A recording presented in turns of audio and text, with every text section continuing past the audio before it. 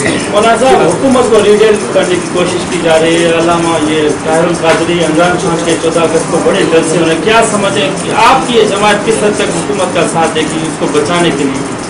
ہم حکومت بچانے میں کوئی دلچسپی نہیں رکھتے. البتہ میں یہ سمجھتا ہوں جو کچھ کر رہے ہیں عمران خان یا طاہر القادری صاحب, ان کا جمہوری حق ہے. جمہوری حق ہے جلسے کرنا, جلوس کرنا, ان کا حق ہے. جلوس کرے اور سب کو چاہیے کہ وہ آئین قانون پر عمل کریں, اور اس سے بڑھ کر میں یہ کہوں گا کہ اتحاد اور مفاہمت پیدا کریں تاکہ ملک کے اندر اصلاحات بھی ہوں اور صورتحال بھی. یہ جو حالات جو چل رہے ہیں آپ کے اندر سے ملک میں ماشاء اللہ کے انقلاب ہیں, میں ابھی تو نہیں سمجھتا کہ ماشاء اللہ کے اندر امکانات کی نظر نہیں آ رہے ہیں.